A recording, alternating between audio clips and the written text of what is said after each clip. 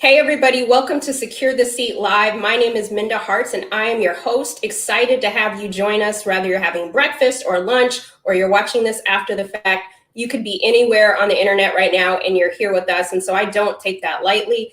Every Monday at noon, I have a special guest, and today is really awesome because it's sponsored in partnership with Capital One. They are one of our partners for the Women of Color Equity Initiative. And if you're not familiar with the Women of Color Equity Initiative, you can go to wocequity.com. We work with companies and organizations to make sure that women of color have their opportunity to have a seat at the table. And so today I'm really excited to be in conversation with Siobhan Gordon, who is the VP of Enterprise Diversity Recruiting at Capital One. And we're going to talk about all things women of color in the workplace. So I'm going to welcome Siobhan to the stage. Hi, Siobhan. Hey, Minda, how are you? I'm good. It's good to see you. How's it going? It's good to see you too. It's going great. I'm excited. I've been looking forward to our conversation today. Hey, it's a great time for Black women and women of color. You see, I have my pearls on today. So. I don't have to ask what that means. I already know. Still celebrating. I'm still celebrating. We are still celebrating, definitely. It's like a dream come true. But for those who don't know about your work, just your career and what you do at Capital One, can you tell everybody a little bit more about you, Siobhan? Yeah, sure. So I am responsible for diversity recruiting at Capital One. That means the goal of my team is to figure out how Capital One can attract and retain diverse talent, and that is women and people of color. And so that's the focus of my team. And it's interesting how I arrived at this position because my background is actually in tech. So I started my career in technology as a systems engineer. And what drove me to this work is I was often the only woman, only person of color, only Black person. And so I made it my own personal passion to figure out how I could find and create more people like me who were Black and in the technology space. And that kind of turned into my career and my lifelong personal passion. And so my job today is to figure out not only how can we bring those people to Capital One, but then also how I can make, people of color and diverse individuals more successful in their careers altogether. I love that. And we're so glad you're there advocating and holding space for all of us. If you have any questions for Siobhan during our conversation, if this is your first time with us, welcome. If you've been here rocking with us on Mondays at noon here on LinkedIn Live, you already know the deal. Put those questions in so that our expert can answer those as many questions as we can throughout our time together. And I just want to say thank you to those watching here on LinkedIn, on YouTube, and on Twitter. So we're excited to be in conversation. Siobhan, I have to ask, what are some of the challenges that women of color are facing today in corporate America? Wow. So where do we start? I mentioned the one, right, where for many of us, when we come to the table, we are the only one like us. And that can be lonely. But what that also means is we are constantly wearing the mask. And for those of you listening, and Minda, you know this as well, companies often say, like, bring your whole self to work. We all know that that's not true.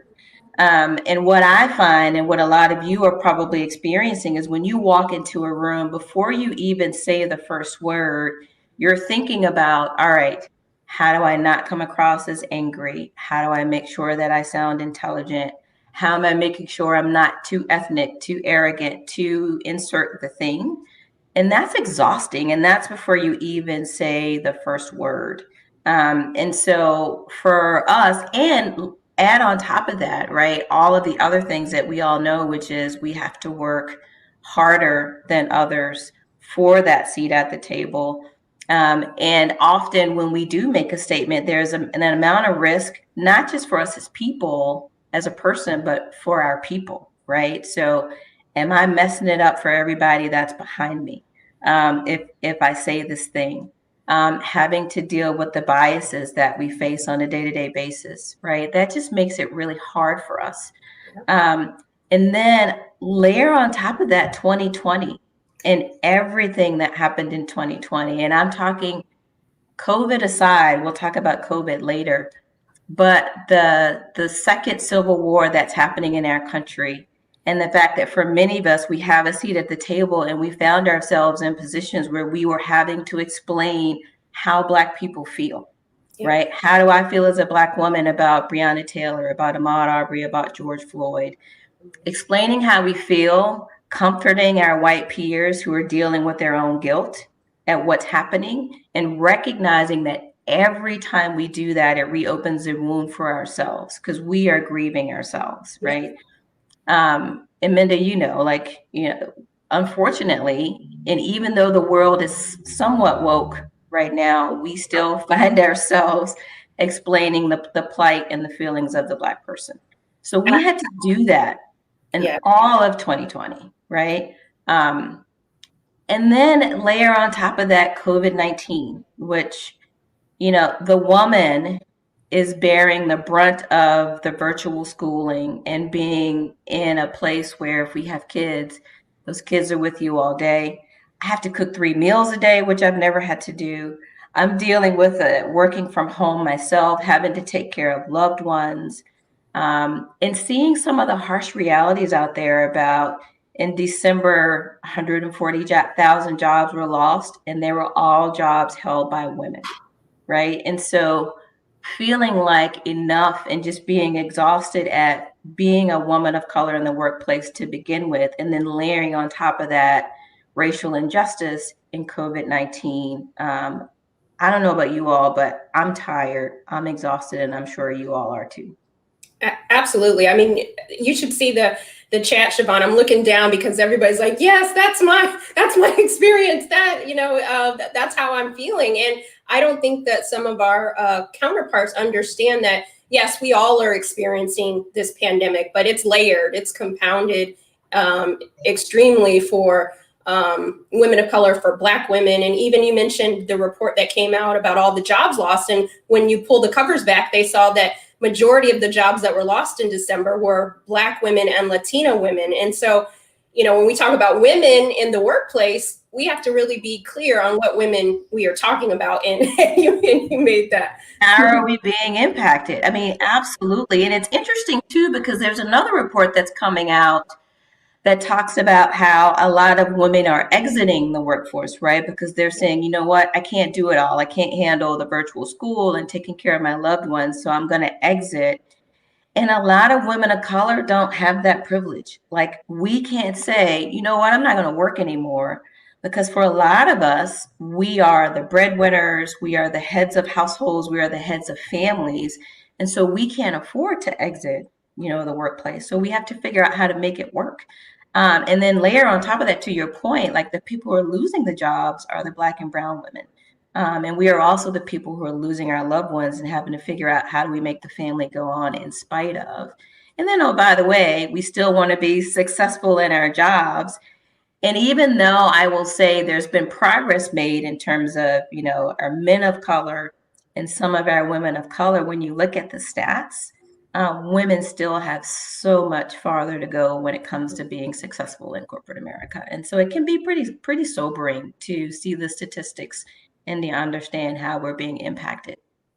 Absolutely. And I'm glad you shared that. And one of the silver linings to all of this is that Capital One is being very intentional about the work that you all are doing. And for those who are just joining us, make sure you get your questions in there. And then we're going to drop in the chat some career opportunities that Capital One has. So I want to make sure that you go and click that link once you get it and share it with other women of color who you think could benefit from knowing more about opportunities in the financial industry. But it brings me to my next question, Siobhan. You mentioned we're in a health crisis, we're in a racial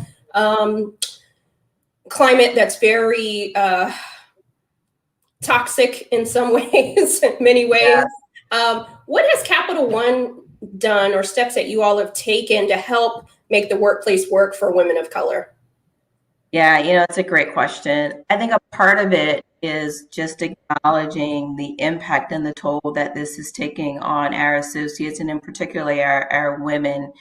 One of the things that we have emphasized greatly in 2020 and will continue to emphasize in 2021 is the importance of mental health. And that is making our associates aware of the benefits we've always had available, doubling down on other benefits that we have available, And what I like to say, making it a safe space to take advantage of those benefits. And that includes offering flexible work arrangements if you need them, um, allowing people to vary their hours because maybe you got to do virtual school in the morning, so you start later. And really continuing to emphasize that, right? Because what you find is the benefits are always there, but people are afraid to leverage them. You know, there's an interesting phenomenon that's happening now that paternity leave is starting to pop up. And a lot of the dads are like, I don't know that I want to take paternity leave because, you know, I may be judged if I do. And the women are all like, well, welcome to my life, right? Like we don't get the option of whether we have to take maternity leave, but really encouraging people to maximize those benefits and creating a safe space where they feel comfortable that they can do so without repercussions.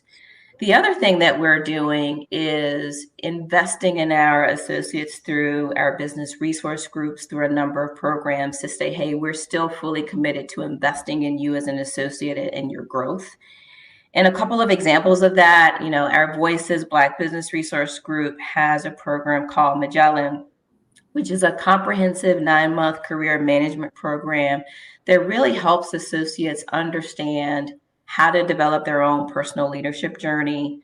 How do they go about securing mentors and sponsors? And mentors and sponsors in particular are really important right now in kind of the atmosphere that we're in. But as you start to think about career growth, you know, sponsors in particular play such a critical role. And Magellan is a program that we leverage, you know, for more of our junior associates. And in 2020, Capital One launched a different program called Advancing Black Leaders, which is more focused on some of our more senior associates. And again, it's an opportunity to invest in them and providing them what they need to grow their career and get to the next level. A key part of that is sponsorship, right? Is understanding that there does need to be that senior leader who's invested in your growth and development. And they're not successful if you're not successful. So they truly have skin in the game in terms of your success. And we launched that program last year, and we've got associates in it, and they love it. And we did so in partnership with the Executive Leadership Council. So raising our hand and acknowledging, like, hey, we probably need some help from somebody who is an expert in this space. And so we brought in some support from the Executive Leadership Council to allow us to invest in our associates. And then we've done that with a bunch of our BRGs, again, acknowledging the comfort that one can share in the shared experiences. So Black women, our Latina women coming together in leadership circles, also exploring the role of intersectionality, which is not something that traditionally you hear about in corporate environments, but something that we've kind of leaned into to understand that the experience of one woman, of the white woman, is not the experience of every woman of color, and making sure that we double down on the things that are specific to certain women of color.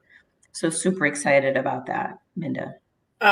Music to my ears, Shavana. I'm glad to hear. You know, you said a couple things that really, I mean, a lot of things that resonated with me, but the investment. I teach a class at NYU Wagner, and I always ask the students in the class, if you want to get the most out of your workforce, you actually have to invest in them, right? You said that you talked about the ways in which Capital One is doing that, and I hope that those companies that are out there watching us today and employees will share some of the best practices. And shout out to ELC, the Executive Leadership Council, because they're a really great resource for a lot of people. We have so many questions that are coming in, Siobhan.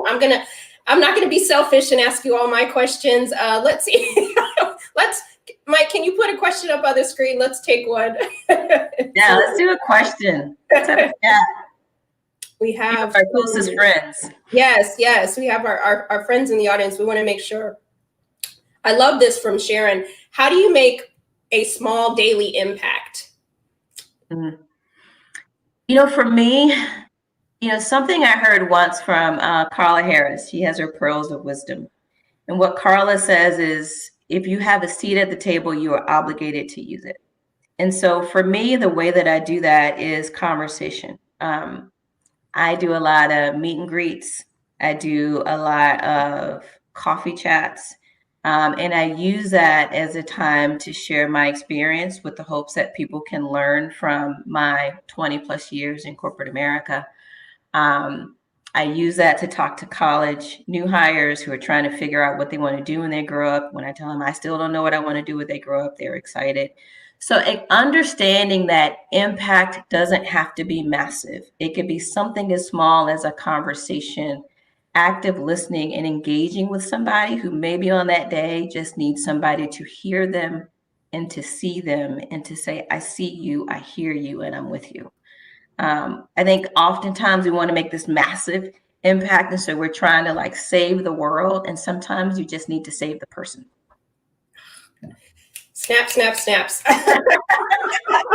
I often say that people think that they have to like climb on top of the Empire State Building and do this grand gesture. And it's the everyday things. It's the everyday interactions that the moments that matter are those everyday interactions. Because you never know if that person you talk to is going to be the next Amanda Gorman. Hello. That's right. Yeah, absolutely. And that's why we have to invest in our next Amanda Gorman. Okay. That's right. Hey, I got 2 little girls upstairs and they're like, yeah, Mom, we get it. We get it. Look, we're going to do great things. And I'm like, my job in life is to make this place a little bit better for you when I leave it. So I love it. Let's get another question. I know we have so many questions. That's why you got to join us on Clubhouse if you're on there tonight at 6 and we can continue the conversation. We have another one here. The financial industry is intimidating to many women as it is seen as the old boys network. The closer you get to the top, how do you overturn and create a pipeline for women? Thank you. Thank you. Yeah, that's a great question. And part of it again starts with us. One of my mottos, and I stole this from an organization called High Tech, and it's called Push Up, Pull Up, and that is supporting each other. So what am I doing to make sure that I've made it through the door and I keep that door open so people can come up after me? And that means I'm mentoring, I'm sponsoring, I'm recommending people for opportunities. And then for the other ladies that are up there with me, how am I helping them to be successful? Recognizing that at the end of the day, we are all helping each other. And so it's so important. We could talk all day about the importance of networking, right? And so recognizing that it's important to have some of those old boys in your network because they sit at tables that you don't and can create opportunity for you to start to sit at some of those tables. And then once you're there, you're in a position where you can start to bring some more women into those positions. So tons of opportunity for us to change the narrative, recognizing again that it's not going to happen overnight, but we are making progress and continue to make progress, particularly now, right? Where we are finding some of those old boys in the network are realizing that even if they're not bought into this thing called equity, their board of directors and all of their investors are, and they're looking to them to say, what are you doing? And so now is our opportunity to make change. I love that answer. So many great questions. We'll try to get to a couple more, but I got to dive in to the rest of my questions before we end. I know I'm being selfish, you guys. I don't get a chance to talk to Siobhan every day. So, I got to get it while I can. I know. I'm enjoying it. We may need a part 2, Minda. So yes, we definitely will. Last year, Capital One was ranked one of the top best workplaces for women in the financial services. Congratulations. Can you talk to us about how Capital One has cultivated solutions based on financial, physical, and social, emotional well-being for all women in the workplace? Yeah, it's a great question. And I talked about one of them, which is really listening to our associates and investing in kind of financial, physical, and mental well-being for our women of color. And hoping that in doing so, it takes us one step closer to being an equitable society. So a part of that is just the benefits and what we offer. We are very selective in the organizations and the partnerships that we work with, and making sure that in addition to kind of the stable backbone of like benefits and compensation, we're also offering our women the opportunity to engage externally with other women, share their experience and grow. Pay equity is another one, which personally I'm proud of. We all know that women make cents on the dollar compared to men. And at Capital One, we invested a significant amount of time in making sure that our women earn dollar for dollar the same amount of their male peers. And we need to be demanding other large companies do the same. Women are some of the most educated people in this country, and yet we still don't make dollar for dollar what our male counterparts make. And then again, continuing to focus on, well-being and making sure that our women have what they need to take care of themselves physically and mentally. The one thing that I was super proud of that Capital One did this year is we partnered with an organization called Boss Women Media to sponsor the Black Girl Magic Summit, which was the first time that we have sponsored that event. But it was such a phenomenal event because it focused on all things Black girl magic. And it brought together close to 17,000 participants where we could kind of celebrate ourselves as Black women. Our hair, our culture, our curves, our challenges. We laughed together, we cried together, and it was so awesome. And as a company, we are continuing to look for opportunities to do that where we can just celebrate women and women of color and, do our part to make sure that we are pushing this country to be more equitable in the treatment of our women. Oh, I love it so much. Listen, if I didn't have a job, Siobhan, I would be clicking that link. Yes. If you want to find out more about why Capital One is one of the top 20 places for women to work, we're going to drop that link in there so you can see what type of job opportunities are available to you. And then also, if you have any questions about the hiring process, one of your colleagues, Chanel, we'll drop her LinkedIn link in there so you can follow up too. So listen, don't say you didn't get some treats today here at. Right. And we are hiring. We are always hiring. Chanel is a real person, so that if you connect with her and send her an email, and hey, even if you send it to me, we will respond. That's what we do. I respond to every LinkedIn request, although sometimes I have to say no, I can't write your resume for you, but I can give you some tips on how to find a job. But we are always excited to meet our next potential Capital One associate. Absolutely. And be ready for it, right? If they say, yeah, send me your resume, that means have one to send, but we'll get it. That's a whole nother conversation. but be ready. Siobhan, this is such a great conversation. And every guest that I invite on, I ask them my bonus questions, and you get to be in my hot seat. It's a nice warm seat, I'd like to say. But I am a lover of grits and rap lyrics, and I have to ask, well, first of all, do you like grits, Siobhan? You know what? I like grits as long as they have cheese and a lot of cheese. Not like a little bit. Like I want it to look the color of the cheese. Okay, nice cheesy grits. Okay, I can rock with that. That's good. Now, had you said sugar, I don't know. I might have. My shoulders might have gotten bigger. Yeah, no. I think butter and cheese, not so much sugar. That's oatmeal. That's a whole nother conversation. Okay, good. That sounds good. That feels good to me. What is your favorite rap lyric and why? This one, I'll tell you, Amanda, I went back and forth, and I hope you don't. I have two. One is really short.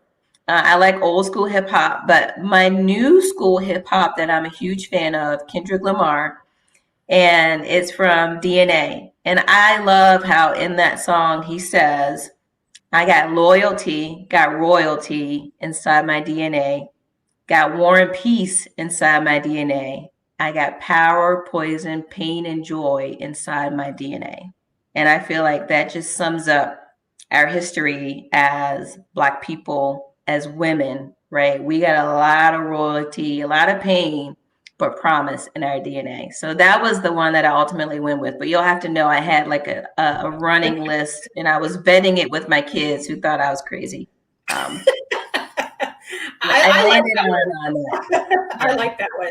That I always get chills when I hear that song because it's a reminder that we have so much richness and so much just at the end of it, joy, right? We have joy inside our DNA because we create those opportunities for ourselves. So thank you for that. And we have so many leaders. that are out there watching us today? You don't have to have a title to be a leader. It's the everyday acts. But what would you tell people, Siobhan, on what they could do to make the workplace better than we found it?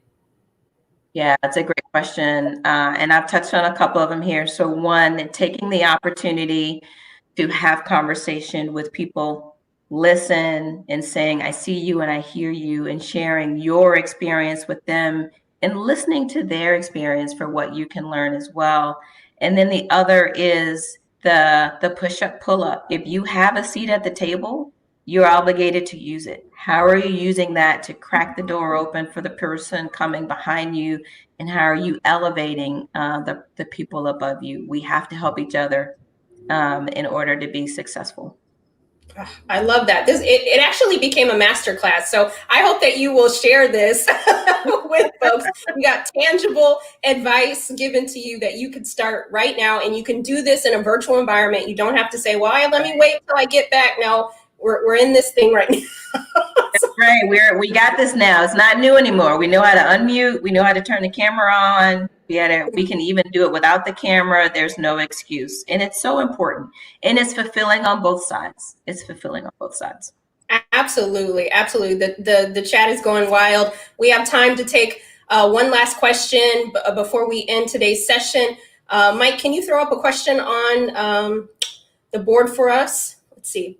What are some tips for Black women who have corporate experience and may have shifted to another role and now ready to pivot back?